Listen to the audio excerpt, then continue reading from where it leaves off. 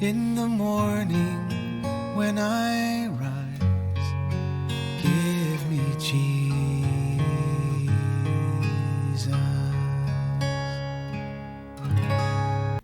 Hello again. I hope you get something out of these daily encouragements, and if you do, share it with other people. In particular, these last few days and all of chapter 8 of Romans, this is big stuff. This is life-changing things. And so, oh my goodness, Holy Spirit is with you in everything that's going on. And when you don't even know how to pray, He'll pray with you and through you in an intercession that God will answer. And God is with you through the difficult things. Those who love Him and are called according to His purpose. That's you and me. That's us believing believers. When we're counting on God, then we can count on everything that the enemy brings towards us being worked together for our good. In the long run, God's got us, and we can count on that. So even though we're going through difficult things here, God will walk with us through that in such a way that He will bring good out of it on our behalf. Now, He's not doing it, but in this world you will have trouble. That's what Jesus said.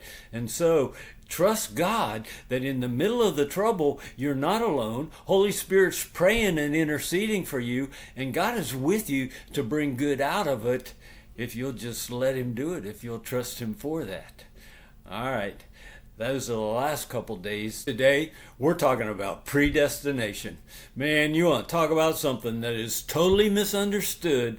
Let me clear that up for you today.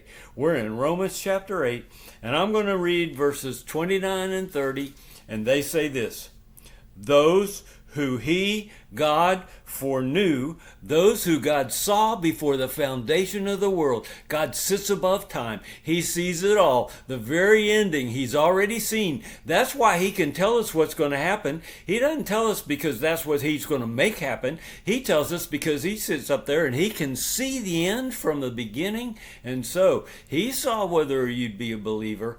You are one that He foreknew. He saw before the foundation of the world. And those He also predestined, are you listening? To be conformed to the image of His Son. Here's predestination. If you're a believer, you're going to look like Jesus. That's the reality. How's it happen? Oh, I'm crucified with Christ and I no longer live, but Christ lives in me. Galatians 2:20.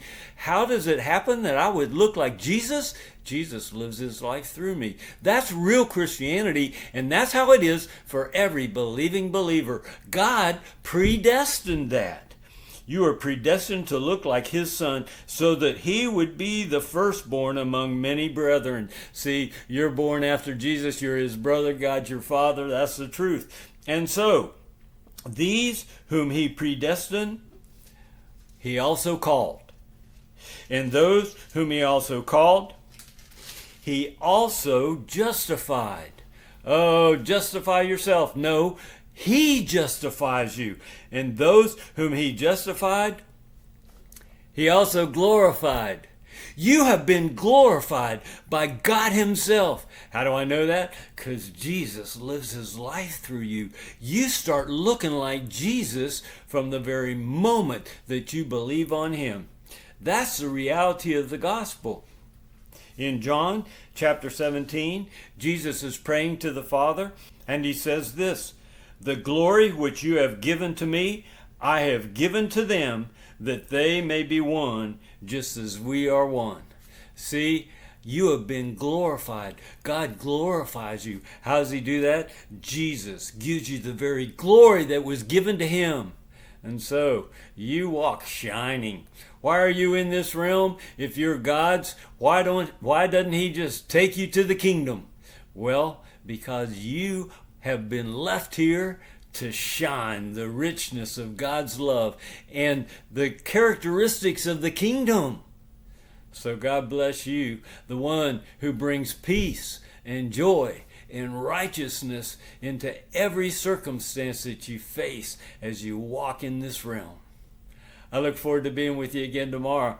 Oh, tomorrow we ask a question, and when it's answered, we're going to see one more time how profound the faithfulness of God is, and we can absolutely trust Him with everything. We'll talk about that tomorrow. I'll see you then. Give me Jesus. Give me Jesus. You can have all this world, but give me Jesus.